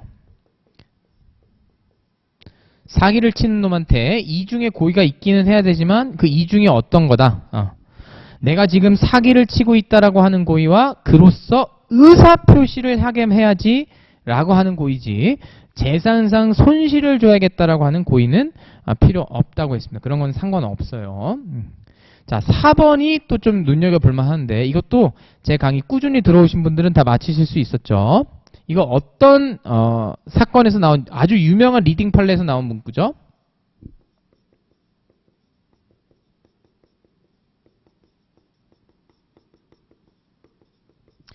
강학상 표시상 차고 사안에서 나왔던 건데, 사안은 이런 거였어요. 내가 지금 신원보증서에 서명을 하고 있다라고 착각을 한 채로, 왜 사기를 당했거든요. 사기를 당해서 난 지금 신원보증서에 사인하는 줄 알았는데 연대보증서에 서명을 했던 사안입니다. 요 사안에서 판례가 뭐라 그랬다. 야, 니네 민법 제대로 공부 안 했어? 사기라고 하는 것에는 사기로 인한 의사표시에는 내심의 효과 의사와 표시의 불일치라는 게 있을 수가 없어. 근데 지금 우리 사안은 누가 봐도 불일치하잖아. 왜냐? 나는 지금 신원보증서에 사인한다라고 생각하면서 실제로는 연대보증서에 서명을 했으니까 불일치를 하기 때문에 뭐를 적용할 수 없다. 110조 절대 적용하면 안 되고 무조건 109조만 적용해야 돼라고는 너무너무 중요한 판례였어요. 근데 여기서 나온 중요한 법리가 뭐였다? 기망행위로 착오에 빠지게 된 경우, 나 지금 신원보증서에 사인하는 거야 라고 했는데 사기당해서 실제로는 연대보증서에 서명하는 착오에 빠진 경우에는 의사와 표시의 불일치가 아니라 의사표시 동기에 착오가 있는 것이다. 어떤 경우 사기에 의한 의사표시는 야 니네들 자꾸 헷갈리는데 사기에 의한 의사표시가 되려면은 불일치가 아니어야 돼. 네 민법 제대로 공부 안 했어? 사기에 의한 110조를 적용하려면은 내심의 효과 의사랑 표시가 일치하는데 이거를 형성하는 동기에 위법한 간섭으로 착오가 발생한 거야. 일단 같아야 된다니까? 그러니까 맞는 지문인 거죠. 기망행위로 착오를 빠지된 경우는 의사와 표시의 불일치가 아니라 어떤 경우? 동기. 이 의사, 내심의 효과를 형성하는 이 동기에 위법한 간섭. 동기에 착오가 있는 것이라는 거. 이게 요 리딩 판례에서 나왔던 어떤 핵심 법리였습니다. 그래서 이것도 사실 여러 번 비출됐는데 워낙 중요해서 잠깐 조금 더 설명해 봤어요. 자, 이제 표현 대리네요. 16번 문제입니다. 자, 16번 표현 대리에 관한 설명. 이것도 올해는 좀 비교적 쉽게 나왔어요. 자, 어떻게 해서 이거 기출. 이거 기출이죠. 권한을 놓은 표현 대리에서도 법정 대리권, 기본 대리권 될 수 있어요. 어떤 거 떠올리시면 된대죠? 대표적인 거. 부부 일상가사 대리권. 부부끼리 일상가사에 대해서 대리를 할 수 있는 대리권이 있는데 그거를 뛰어넘어서 할 수 있다 그랬어요. 이것도 기출된 내용이네요. 대리행위가 강행법규를 위반해서 무효이면 표현 대리 범죄 적용할 수 있나요? 적용할 수 없다 그랬다. 왜? 표현 대리가 보완하고는 하자는 뭐만이니까 대리권의 흠결만 치유하는 것이지 강행규정에 위반돼서 무효라고 하는 사실을 치유할 수 있는 것은 아니기 때문에 기출 내용이었습니다. 틀렸고. 자, 3번. 처음부터 아무 대리권도 없었던 사람의 대리행위에 대하여 대리권 소멸 후에 표현 대리를 유추 적용할 수 있나요? 없어요. 이것도 기출 내용이네요. 제가 뭐랑 묶으라 그랬어요, 여러분? 126조와 129조. 총 3가지 있잖아요. 표현 대리. 125, 126, 129. 근데 126, 129는 일단 있어야 돼요. 있었는데 넘었어요. 있었는데 없어졌어요. 기본 대리권이 있기는 해야 돼요. 아예 없는 경우에는 아예 적용을 할 수 없습니다. 자, 4번. 대리권 수요 표시로 인한 표현 대리에서 대리권 존재에 대한 상대방의 선의 무거실 왜 요건이 아니에요? 이것도 기출 내용이죠. 혹시 저한테 수업을 꾸준히 들으신 분은 그것도 기억나시죠? 125, 126, 129가 표현이 엄밀히는 조금씩 다르다 그랬어요. 125는 알할수가 등장하고요. 제3자인데도. 126에는 정당한 이유라는 이유가 나오고 129조만 선의 무과실이라는 표현이 등장해요. 대리권의 소멸은 선의의 제3자에게 대항할 수 없는데 그 사실을 알 수 있었더라면은 또 그렇지 아니하다. 뭐 이런 식으로 구성이 돼 있죠. 그런데 그런 표현들이 다 다른데 판례가 나는 그거 어지러워서 모르겠고 그냥 선의 무과실로 다 통일해 버릴래 라고 정리를 싹 했습니다. 그래서 이거 다 설명했던 내용이죠. 기출 지문입니다. 자, 5번. 표현 대리의 성립으로 본인이 이행 책임을 질 때 과실이 있는 경우에는 과실상계 법리에 따라 경감할 수 있다 그랬나요? 없다 그랬고 이거 엄청 기출 많이 됐죠? 여러분, 우리 시험 범위에서 과실상계는 뭐만 좀 기억하자 그랬죠? 35조. 법인의 불법 행위 책임 때 과실상계 되는 거 정도 기억해 달라고 했었고요. 2차 때는 이제 조금 더 많이 나오는데 1차에서는 요거 표현 대리랑 135조 협의의 무권 대리에서는 과실상계 적용할 수 없었다는 거 다시 한번 기억하고 넘어가야겠습니다.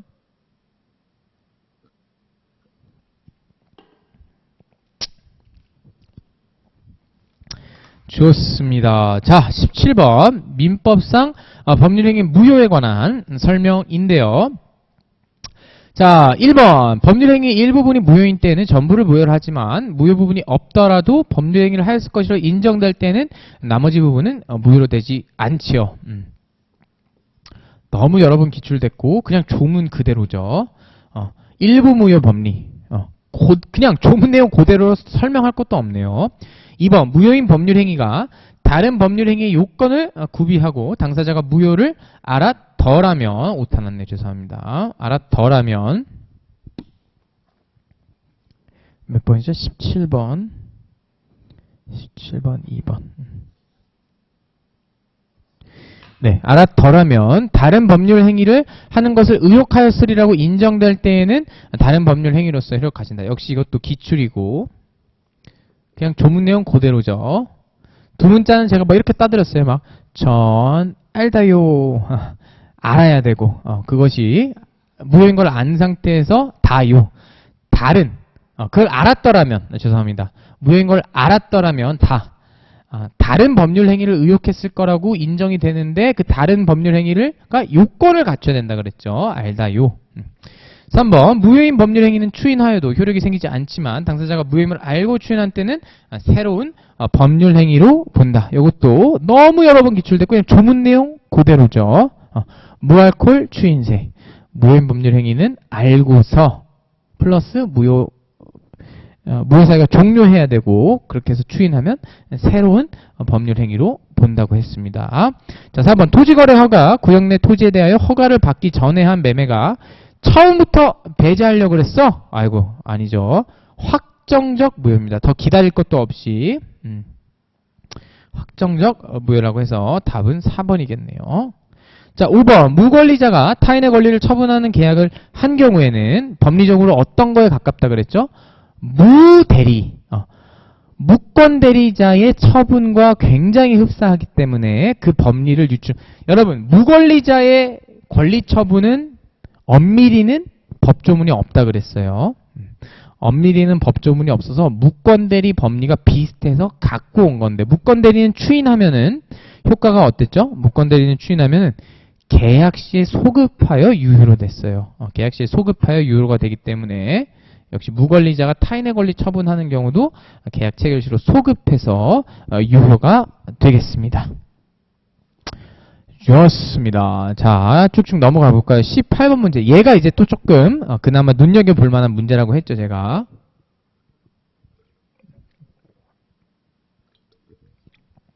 자, 한번 보시면 18번. 미성년자의 매매 계약을 미성년을 이유로 취소하는 경우에 민법 제146조가 규정하는 취소권의 행사 기간에 관한 설명으로 옳지 않은 것을 골라봐야겠습니다. 자, 취소권은 추인할 수 있는 날부터 3년, 매매계약 한 날부터 법률행위를 한 거죠. 법률행위를 한 날로부터 10년 내에 행사해야 된다. 너무 여러 번 기출됐고 그냥 조문 내용 그대로기 때문에 더 설명할 것도 없죠. 146조 내용이었고요. 잠시만요. 자, 2번 추인할 수 있는 날은 취소 원인의 종료로 취소권 행사에 관한 장애가 없어져서 취소권자가 추인할 수도 있고 취소할 수도 있는 그런 상황을 말한다. 맞는 내용이죠. 요거는 여러 번 기출됐던 내용은 아닌데 제가 강의에서 설명을 많이 드렸죠. 상식적으로 생각해도 어렵지가 않아요, 여러분. 추인할 수 있다라고 하는 게 뭔 말이에요? 말 그대로잖아요. 여기서부터 시작하면 되겠죠. 아까 무효행위의 추인은 무알콜 추인세. 알고서, 무효인 걸 알고 종료한 뒤에 추인하면 새로운 거가 되는데, 취소는 뭐다? 취할종, 추인정. 취할 종이라도 취할소, 추인정. 취소할 수 있는 사유가 있다는 것을 알고서 무효 때랑 마찬가지로 취소도 어때야 돼요? 그 사유가 소멸해야 돼요. 소멸하고서 추인을 하면은 그것이 유동적 유효에서 확정적 유효가 되는 거잖아요. 제가 이걸 왜 굳이 설명했어요? 여러분, 지금 우리 뭐 하는 거예요? 추인할 수 있는 날이 뭔지를 공부해 보는 거예요. 추인 어떻게 할 수 있다고요? 지금 방금 두 문자 따보니까 알소가 돼야 된다고. 알소가 취소할 수 있는 사유가 있다는 걸 알고 소멸을 해야 돼요. 소멸을.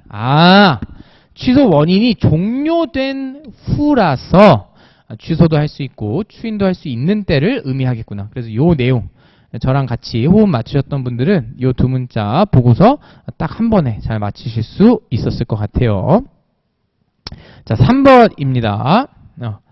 미성년자가 성년에 이른 날로부터 3년, 법정 대리인이 미성년자의 매매계약을 안 날로부터 3년, 그 매매계약을 한 날로부터 10년 중 어느 것이든 먼저 경과하면 취소권을 행사할 수 없다. 맞는 지문이고요.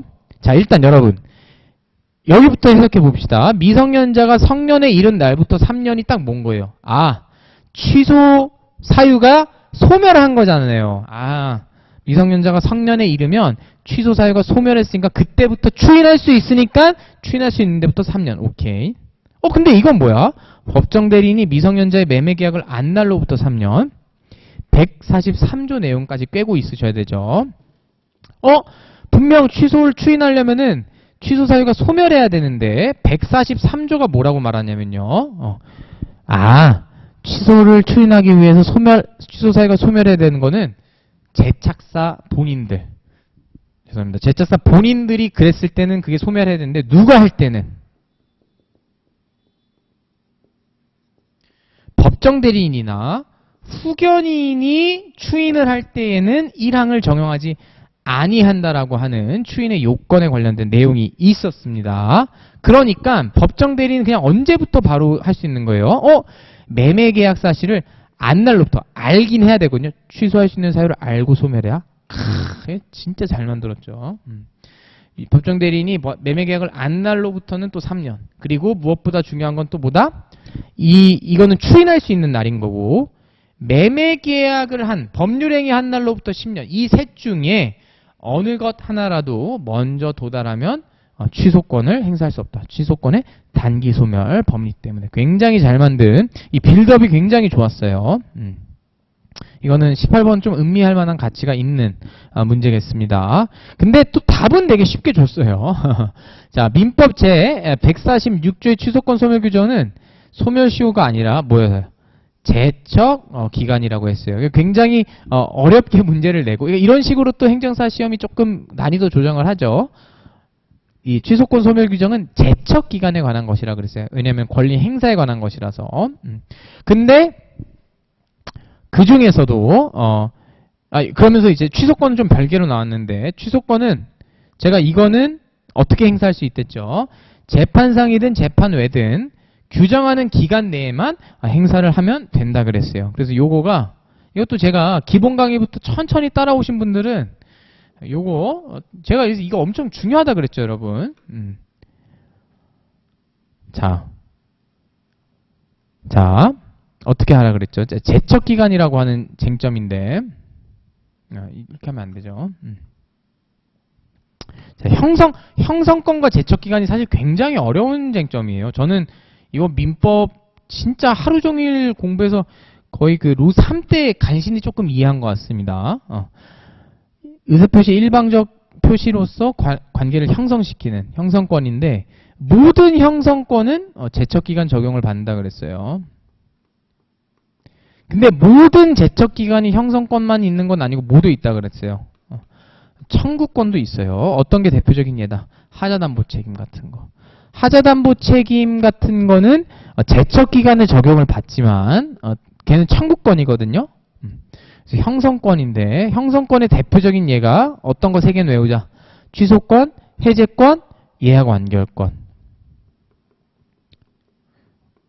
그래서 취소권은 당사자 일방의 의사표시로서 일방적으로 관계를 형성시켜버리는 권리로서 형성권이라서 뭐에 적용을 받는데 제척기간에 적용을 받는데 이 형성권 해석할 수 있는 게 두 가지 종류가 있다 그랬어요. 뭐랑 뭐.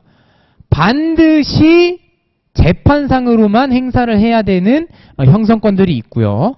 어떤 것들이 있다. 꼭 재판 외에도, 꼭 재판이 아니더라도 재판 외에서도 형성권을 행사할 수 있는 경우가 있는데요. 우리가 아까 했던 취소권, 해제권, 그리고 아까 뭐 예약 완결권은 모두 다 어떤 경우다.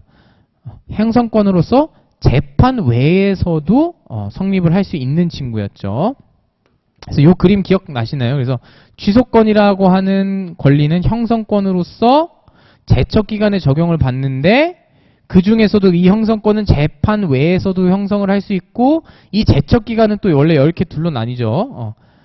명문기간이 있는 경우와 명문기간 없는 경우. 그런데 요거는 명문기간이 또 있는 경우였네. 그래서 이렇게 제가 크게 묶어서 정리했었던 적이 있습니다. 여러 번 반복했었어요. 워낙 중요한 내용이라. 어려운 법리라서 18번 문제에서 이번에 굉장히 신경 써서 잘 낸 것 같습니다. 좋은 문제였어요. 18번. 좋습니다. 자, 19번 넘어가 보겠습니다. 법정 추인 문제가 별로 어렵지 않게 딱 나와줬네요. 이것도 당연히 기출됐던 부분이고 취소권 법정 추인은 두 문자 제가 어떻게 따져 그랬죠?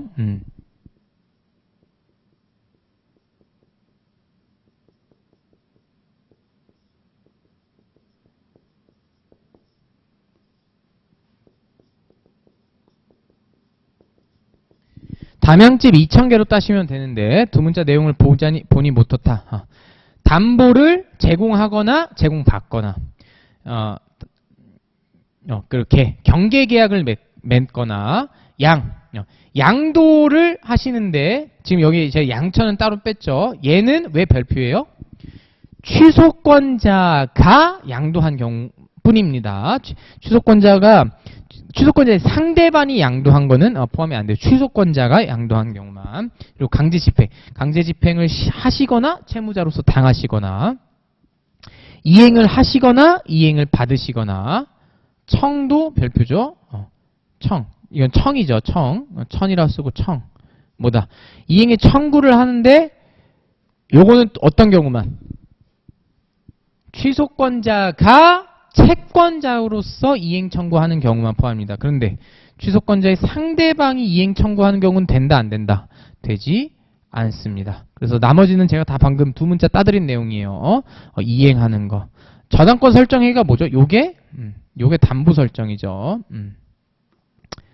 요게 담인 겁니다. 담. 그리고 강제 집행, 경계계약 다 포함되는데 상대방의 이행 청구는 여기 법정 추인 사유에 해당되지 않기 때문에 틀린 내용이 되겠습니다. 자, 20번 문제 한번 풀어볼까요? 20번. 이것도 뭐 특별히 어려운 거 없었죠. 다 기출지문이었습니다. 해제 조건이 있는 법률행위는 조건이 성취된 때로부터 효력이 발생하나요? 아니죠. 좋은 내용입니다. 효력이 없어지시고. 조건 성취가 미정한 권리 의무. 할 수 있죠? 할 수 있는데 왜?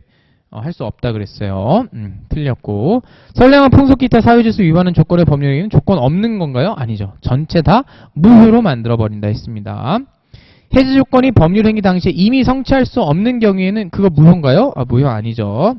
조건 없는 법률행위예요. 여러분 얘만 조금 더 설명해 볼까요? 이거 계속 그 그림 떠올리시면 돼요. until 동그라미 2개. 원래는 여기 네모칸 안에 이런 거요. 자동차 줄게. 자동차 줄게라고 했고 실제 줬어요. 근데 어떤 기한이 어떤 조건이 있었다. 뭐 until 언제까지? 뭐 내가 죽을 때까지. 내가 죽으면 다시 돌려줘. 뭐 이런 게 됐나 봐요. 이제 왜냐면 우리 뭐 상속인들한테 줘야 돼서. 그런데 이거는 사망은 좀 적절한 예가 아니네요. 왜냐면 반드시 일어나니까. 이미 성취할 수 없는 것이면 뭐 이렇게 할까요? 예를 들어서 합격하면 예를 들어서 2025년 제13회 행정사 1차 시험에 합격할 때까지, 그때까지 너 공부하느라 힘드니까 내가 빌려줄게. 줄게. 근데 만약에 합격을 하면 다시 돌려줘. 그런데 이미 이거를 맺을 당시에 안타깝게도 이미 떨어진 거예요. 그러니까 이 해제 조건이 법률 행위를 이 맺은 당시에 오늘 맺었는데 이미 사실은 성적은 나왔어요. 몇 점인지 나왔는데 이미 성취할 수 없는 경우에는 왜냐면 여러분 이 조건이 뿅 하고 개시가 돼야 폭탄이 나와서 얘를 없애버리는 거잖아요. 그런데 이 폭탄이 있다는 거예요, 없다는 거예요? 이 폭탄이 존재를 하지 않는다는 거예요. 성취를 할 수가 없는 거예요. until 뒤에 있는 이 조건을. 그러면 어떻게 돼요? 뭐만 남은 거죠? 조건 없는 법률 행위만 남는 거예요. 아하. 그래서 요 그림을 정확히 기억하시면은 요거 절대로 다시는 헷갈리지 않습니다. 그래서 틀렸고, 기한은 특별한 사정이 없는 한 채무자 이익을 위한 것으로 추정한다. 그냥 조문 내용이고 정말 지겹도록 여러 번 나왔던 기출 지문이죠. 어렵지 않게 풀 수 있는 문제였습니다. 자, 21번 기간 문제도 올해는 별로 어렵게 안 나왔어요. 왜? 계산 문제가 하나도 안 나왔어요. 저희한테는 비교적 쉬운 편이죠. 계산이 하나도 없으니까. 자, 한번 봅시다. 그래서 옳지 않은 것을 골라야 되는데, 기간의 계산은 법령, 재판상의 처분 또는 법률 행위에 다른 정한 바가 없으면 민법 규정에 의한다. 이거 그냥 조문 내용이죠. 민법의 기간에 관한 규정은 공법 관계에도 적용이 됩니다. 이것도 그냥 유명한 판례죠. 나이는 출생에 산입하여 만 나이 계산 맞고요. 기간을 일주, 월 또는 연으로 정할 때에는 출불산입 원칙이 적용되는데 당사자 간 합의에 의해서 이와 달리 정할 수가 없나요? 틀렸어요. 왜? 기간에 관련된 모든 규정은 임의 규정입니다. 임의 규정이기 때문에 그러니까 사실은 이게 이 조문 내용만 읽었어도 바로 여기서도 모순이죠. 법률에게 다른 정한 바가 없으면 규정에 따른 있으면 임의 규정이기 때문에 바꿀 수가 있거든요. 그래서 사실 이 보기 안에서도 벌써 모순입니다. 4번이 틀린 지문이고요. 기간의 말일이 토요일 또는 공휴일에 해당한 때에는 기간은 그 이 길로 만료한다. 조문 내용이 쉽게 나왔습니다. 자, 그래서 22번.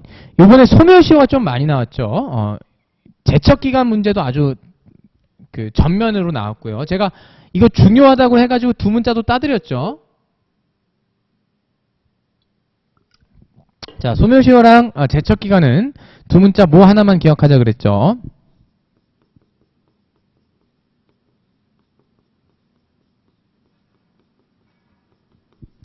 소중한 주장 포기라고 제가 설명을 드렸습니다. 자, 어떻게? 소급표. 소멸시효가 완성을 딱 하면은 소급해서 그 그림 기억나시죠? 소급해서 권리가 생겼을 때로 돌아가서 빵 하고 폭발을 해버리는데 제척기간은 소급표가 없고 장래를 향해서만 소멸을 하게 돼 있습니다. 그 권리가. 중단효에 관한 건데 소멸시효는 권리 위에 잠자는 채권자를 혼내주려고 하는 목적도 있기 때문에 만약에 그것과 반대되는 어떤 사실, 즉 채권자가 적극적으로 나 권리 행사할게 이런 식의 액션을 취하면은 중단이 됩니다.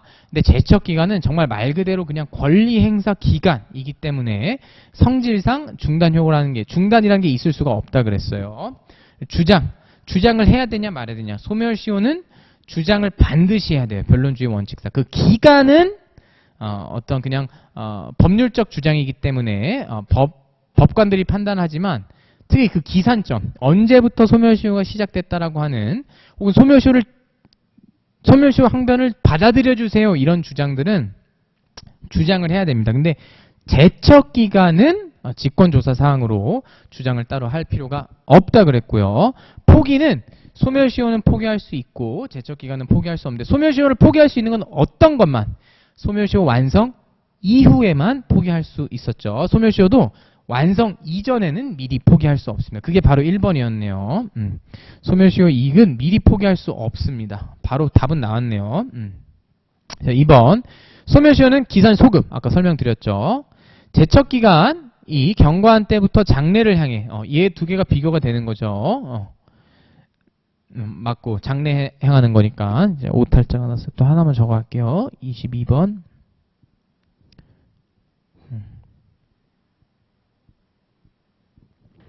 자, 3번. 제척기간의 기산점은 특별한 사정이 없는 한 권리 발생한 때부터죠. 자, 그리고 5번. 왜냐면 권리 행사 기간이라서. 5번. 제척기간이 도가있는지 여부는 당사자 주장이 없더라도 법원이 직권으로 조사해서 고려를 해야 된다 그랬습니다. 아까 주장 설명할 때 했던 부분이죠. 직권조사 사항이었습니다. 그래서 요거 하나 외우면 다 풀 수 있는 문제였어요. 자, 23번 민법상 3년의 소멸시효 기간 적용받는 것. 단기 소멸시효는 몇 년이 있었죠? 1년하고 3년인데 조금 더 긴 거가 뭐다? 이렇게 막 멱살 잡고 싸우는 친구가 원래 조금 더 길게 싸우죠. 변호사 떠올리면 된다. 그래서 뭐다? 변호사 상생제도에 대한 변호사의 이익권.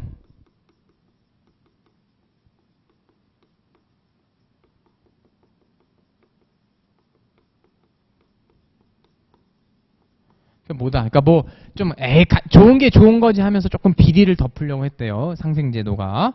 그래서 변호사가 이해하겠습니다. 이런 내용이었는데 두 문자 풀어보면 뭐다? 상인이 갖는 거 혹은 상품 팔아서 하는 대금, 생산한 사람, 생산업자가 갖는 대금, 제작물, 제작 공급 같은 거 했을 때고, 돈은 뭐예요? 도급. 변호사는 뭐 변호사, 뭐 법리사, 뭐 변리사, 법무사, 회계사 이런 사람들이 자기 직무에 대해서 갖는 채권 및 그런 사람들이 본인 업무 처리하다 보면은 서류를 많이 갖게 되죠. 그 서류를 반환해야 되는 서류에 관한 그 채권도 마찬가지였고, 의사, 간호사, 조산사들이 갖는 그 채권, 그리고 이는 뭐였다? 1년 이내의 기간으로 정한 이자를 정기적으로 받기로 한 이자에 대한 채권도 3년의 소멸시효를 적용받는다고 했습니다. 그래서 잠시만요. 두 문제 지금 맞죠? 네, 제조자 맞죠? 수공업자 및 제조자네요. 이거 보려 했던 건데 제가 제조자, 수공업자 및 제조자의 업무에 관한 채권이었습니다. 그래서 이미 다 나왔어요. 이미 다 나왔는데 그럼 보면 뭐다? 방금 했죠? 이자, 의사, 도급, 변호사 직무까지 나왔고, 근데 사실은 이거를 다 안 외우셨더라도 5번만 정확히 외웠어도 답을 맞출 수 있었네요. 판결에 의해서 확정된 채권은 이거는 그냥 별개 조문이죠. 이건 조문에 뭐라 써 있어요?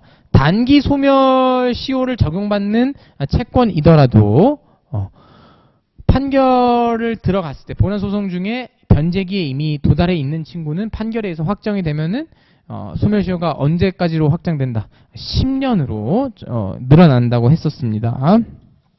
그 조문이 몇 조다? 제 165조 제 1항 내용이었다는 것까지 기억을 정확히 해주시고요. 넘어갑시다. 23번 두 문제 나왔네요. 자, 24번 소멸시효의 기산점에 관한 설명으로 옳지 않은 것은, 이것도 여러 번 기출됐던 거죠. 자, 동시에 항변권이 붙은 채권의 소멸시효는 이행기부터 진행을 하지요. 이것도 기출됐던 내용이고, 이게 보통 어떤 식으로 꽈서 냈어요?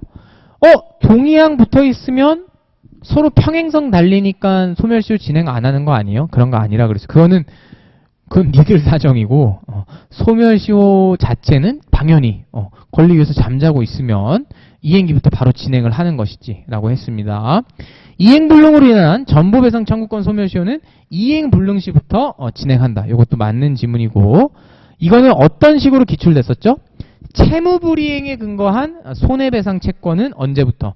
채무불이행 시점부터. 근데 여기서는 그 채무불이행 중에서 이행불능이라고 하는 채무불이행이었나봐요. 그래서 2번도 맞는 지문이고, 기한에 정함이 없는 채권 소멸시효는 언제죠? 채권 성립한 때부터 맞죠. 왜? 또 그림 그리면 되는데, 아까 계속 기한 하면 이거 떠올리시면 되는 거예요. 동그라미. 여기에 원래는 뭐라 써 있는 거예요? 언제까지 내가 돈 주고 뭐 할게. 근데 원래는 이렇게 기한이 여기 있을 텐데, 기한이 뭐 몇 월 며칠에 이걸 한다 이렇게 써 있을 텐데, 요게 없대요. 요런 기한에 관련된 게 없으면 그래? 그럼 땡큐. 요 네모칸이 생기자마자부터 바로 권리를 행사할 수 있으니까, 채권이 성립한 때부터 권리를 행사할 수 있으니까 그때부터 소멸시효 진행한다고 말할 수 있겠죠. 자, 5번 쉬운 것부터 할까요? 부작위를 목적으로 한 채권의 소멸시효는 위반 행위를 한 때부터 진행한다. 조문 내용이고 기출 여러 번 됐습니다.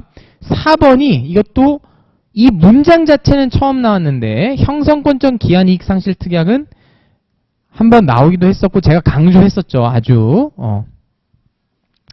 이 형성권이 뭔지를 이해하면 이거 딱 이해할 수 있다 그랬는데 요거는 뭐예요? 형성권적 기한이익상실특약이 있는 할부채무는 1회 불이행 시부터 바로 전액에 대해 소멸시효가 진행을 하나요? 이가 틀렸네요. 정답은 뭐죠?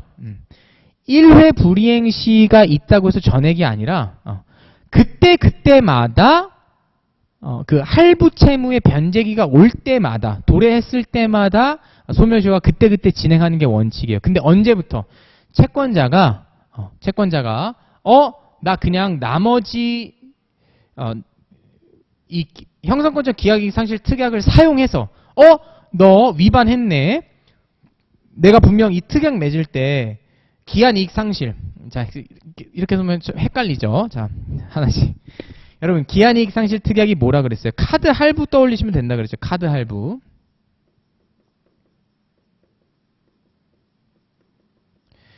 $1000,000짜리 사는데 한 번에 $1000,000을 내지 못하니까 할부금을 매달 뭐 100만원씩 내는데 100만원을 낼 때 소멸시효가 어떻게 진행된다는 거예요? 이번 달 거 할부금 100만원이 있고 그러면 그 할부금 납부하기로 한 그때부터 돈 안 내면 그때부터 변제기 도래하니까 행사를 할 수 있는 거잖아요. 근데 이 카드사들이 보통 99.999% 다 무슨 특약이 있다?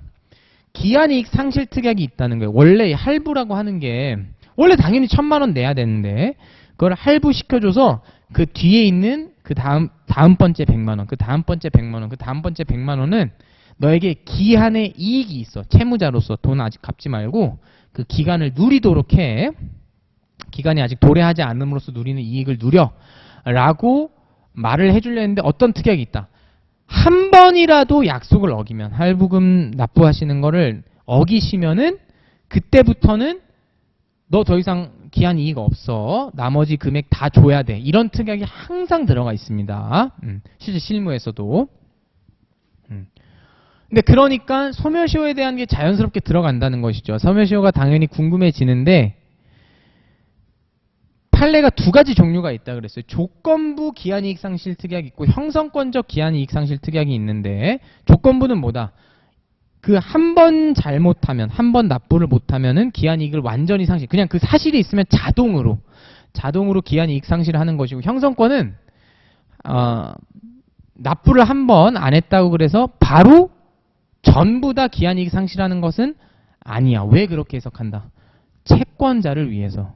왜냐면은 조건부 기한이익 상실 특약으로 생각을 해버리면은 한 번이라도 그 할부금 납부를 안 했을 때 나머지 전액에 대해서도 소멸시효가 진행하기 시작하잖아요.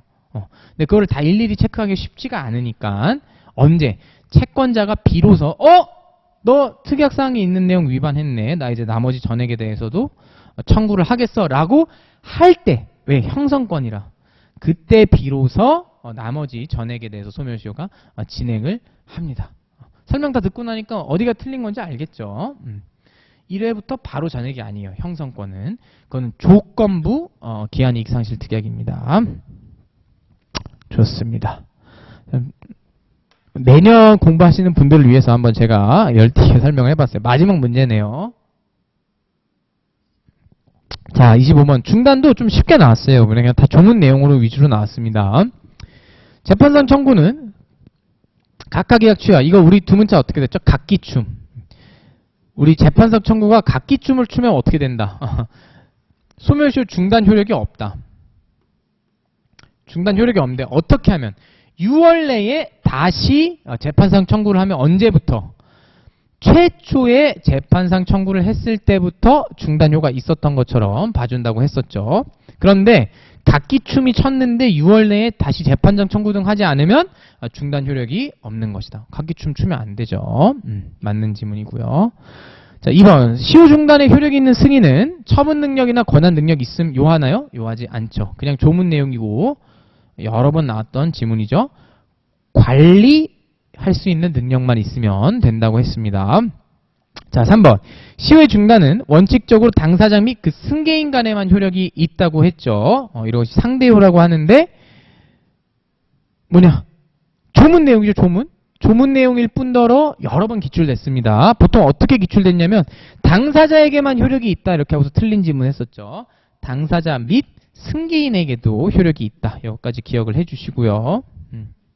자, 4번 압류는 시효의 이익을 받는 자에 대해 하지 않은 때에는 통지한 후가 아니면 시효 중단의 효력이 없다. 이것도 그냥 다 조문만 나왔어요. 이번에 원래 중단이 훨씬 어렵게 나올 수 있는데 그냥 다 조문 내용이 나왔습니다. 이게 어떤 경우를 뜻한다 그랬죠?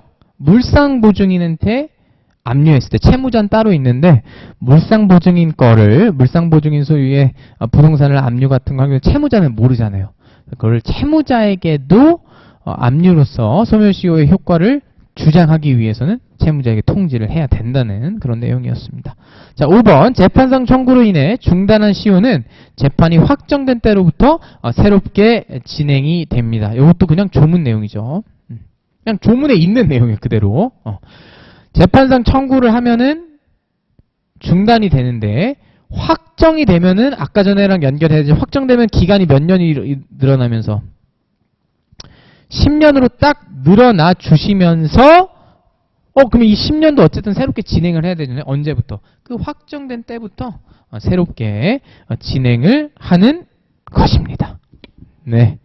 이렇게 해가지고 네, 이게 이제 마지막 문제였죠. 25번 문제까지 제가 한 1시간 반 동안 되게 심도 있게 풀어봤고요.